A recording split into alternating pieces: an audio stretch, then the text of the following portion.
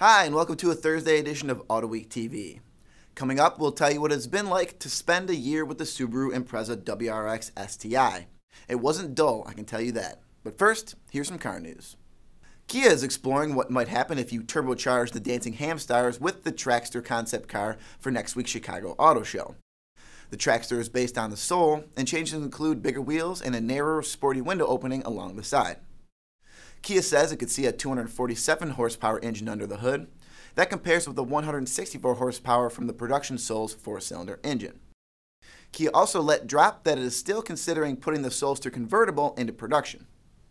Audi has set the sticker price for the high-performance R8 GT Spyder, and the bottom line is just a tick over $211,000. The R8 GT Spyder rolls with a V10 borrowed from Lamborghini. Audi says it will make the run to 60 miles per hour in just 3.8 seconds. Audi plans to build only 333 copies of the car, and only 50 of them are coming to the US, but I'm sure they'll sell every one of them. Alright, if your wish list includes a visit to the Jaguar Heritage Museum in the United Kingdom, book your tickets now. The museum is closing in September while Jaguar looks for a new home for the collection. The reason? Jaguar sold the Browns Lane site that includes the museum in 2007. The collection numbers about 150 vehicles, 30 of them are on display at the museum.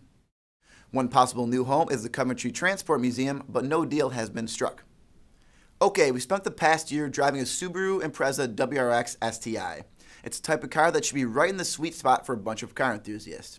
Here to deliver our verdict are Greg Migliori and John Wong. I'm Greg Migliori, and this is our road test editor, John Wong.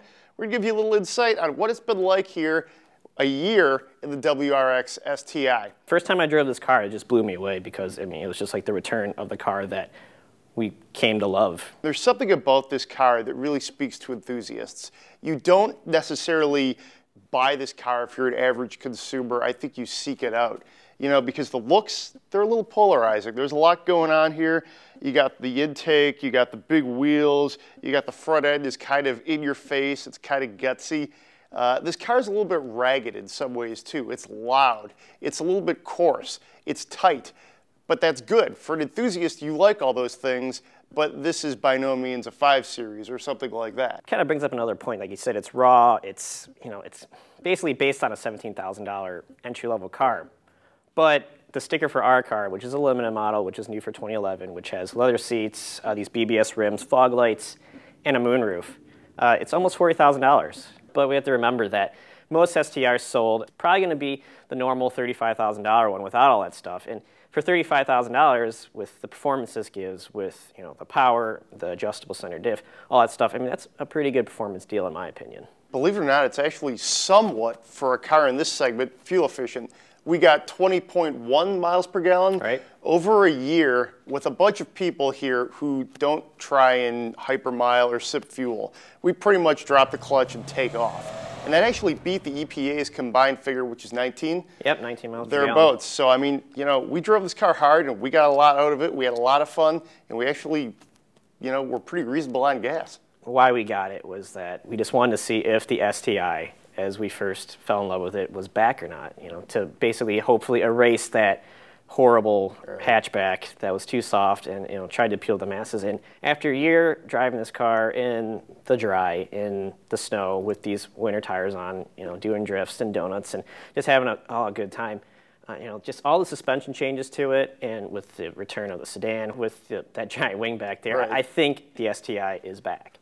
Cars like this, the Mazda Speed 3, the Mitsubishi Evo, I kind of lump these all in somewhat of the same class, at least as far as fast, long-term import sedans we've had here at Auto Week. And I throw the Volkswagen Golf R in that one too. Now, those are the cars that, you know, the younger people know. Sort of like their muscle cars, I guess you could say. So there's good memories with these things, and that's why I'm so happy that Subaru listened to the enthusiast and, you know, did right by this car and brought it back in this form. 305 horsepower. I think they got it right in just about every way. It's strong, it's fast, it looks pretty good, and I think, you know, I speak for both of us when I say this car's back, and we're glad it is. Yeah, so after 24,000 miles, we got to say goodbye to it. I don't know what we're going to replace it with, but it's whatever replaces this car is going to have some pretty big shoes to fill, I think. That pretty much says it all. He's John Wong. I'm Greg Migliori. This is the Subaru Impreza WRX STI. I, for one, was sorry to see the keys to the WRX go missing from our office. That's our show for today. There are 6 more weeks of winter, and maybe we'll finally get some snow. And then I can go out and really enjoy the drive. Be sure to catch all the latest car enthusiast news at Autoweek.com, in Autoweek magazine, and on Autoweek's iPad edition.